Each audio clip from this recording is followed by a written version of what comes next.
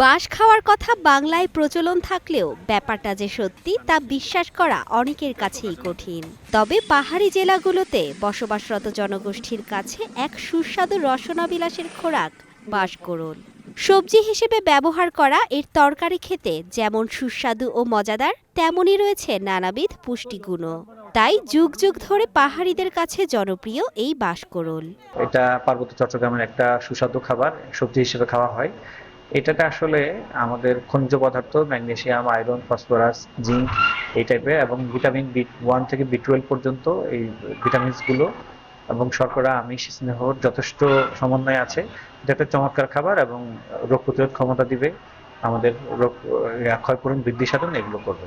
বাঁশের ছোট চারার ৫ থেকে ৬ ইঞ্চি পর্যন্ত ছোবড়ার ভেতরে যে কচি অংশটি থাকে মূলত এটিই বাঁশকরুল। পাহাড়ে বসবাসরত সকল জনগোষ্ঠীগুলোর মধ্যে চাকমাদের কাছে সবচেয়ে বেশি জনপ্রিয় এটি। তারা বলে বাৎছুরি। পাশাপাশি অন্যান্য জনগোষ্ঠীর মাঝেও এর জনপ্রিয়তা কম নয়। মারমারা একে বলে মোহই এবং ত্রিপুরারা বলে মেওয়া। বাঁশকরুলেরও রয়েছে বিভিন্ন প্রকারভেদ। এর মধ্যে মিতিঙ্গা বাঁশ, ফারুয়া বাঁশ, মুলি বাঁশ, বাইজে বাঁশ, ডলু বাঁশ এবং কালিছুরি বাঁশ অন্যতম। এগুলোর মধ্যে মুলি বাঁশকরুল সবচেয়ে বেশি সুস্বাদু হওয়ায় বাজারে চাহিদা ও দাম বেশি। সিজন অনুসারে পাওয়া যায়, সব সময় পাওয়া যায় না, এজন্য হয়তো ভালো লাগে সবার। আর হচ্ছে এটাতে কোনো কেমিক্যাল এরকম কোনো কিছুই নাই, এটা যা একদম প্রাকৃতিক হিসাবে এটা ইয়া হয়। একদম আসত প্রায় 10 কিলো বাড়ায়, তারপরে সামরাই চলিবি চলি এরা মাংস টুকরো টুকরো করে দিবি। আমাদের পাহাড়িদের ঐতিহ্যবাহী খাবার, আর আমাদের পাশাপাশি বাঙালিরাও খায়। বাগান থেকে এখানে আনে কেজি 40 টাকা, 50 টাকা, 60 টাকা করে বিক্রি করে।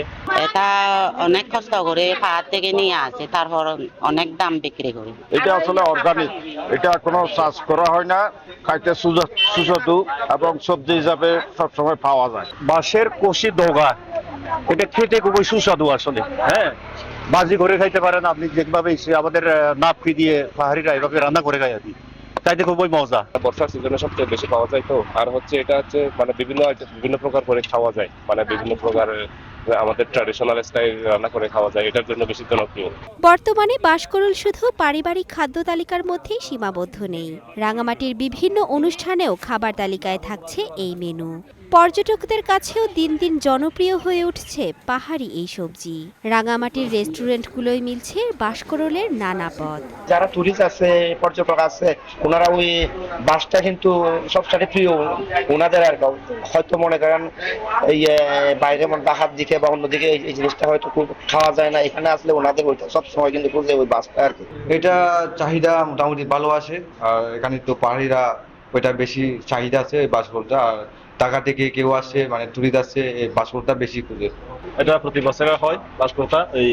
এটা আমরা বিভিন্ন ধরনের রান্না করি। এটা এমন এক ধরনের হচ্ছে সিদ্ধ করে রান্না করি, তারপর বিভিন্ন মাছ মাংস দিয়েও এটা মানে অনেক সুস্বাদু খাবার হয়ে থাকে আর কি। এগুলো আমরা খুব জনপ্রিয় একটা খাবার একটু বাঁশকরুল। তবে বাঁশকরুলকে সবজি হিসেবে ব্যবহার করতে গিয়ে নতুন বাঁশের উৎপাদন ব্যাহত হচ্ছে বলে মনে করেন পরিবেশবাদীরা। তাই সবজিটি অধিক পরিমাণে খাওয়া নিরুৎসাহিত করছেন তারা। এখানে খাদ্যাভ্যাস এবং পরিবেশ দুটোর মধ্যে কন্ট্রাডিক্ট করার কারণে এই যতটা সুস্বাদু বলে বাঁশকরুল জনপ্রিয় এখানে, একই সাথে বিপুলভাবে বাঁশকরুল আহরণ করার কারণে, বাজারজাত করা এবং খাদ্যাভ্যাস পরিবর্তন না করার কারণে পরিবেশের ব্যাপক ক্ষতি হচ্ছে। বাঁশ যে পরিমাণ উৎপাদিত হওয়ার কথা সেই পরিমাণ হচ্ছে না, দিন দিন কমেও যাচ্ছে। তো এখানে মানুষকে সচেতন করাটা জরুরি, যেন খাদ্যাভ্যাসের বিষয়টা পরিবর্তন আনা যায় এবং এখানকার বাঁশ সম্পদ রক্ষায় যেন ভূমিকা রাখতে পারে স্থানীয় বন বিভাগ। তাহলে হয়তো ওই সংকটের সমাধান হবে বলে মনে হয়। পার্বত্য অঞ্চলের বাঁশ শিল্প যাতে হুমকির মুখে না পড়ে সেজন্য পরিকল্পিত উদ্যোগ নেওয়ার আহ্বান তাদের। Mithila Anjum, star news.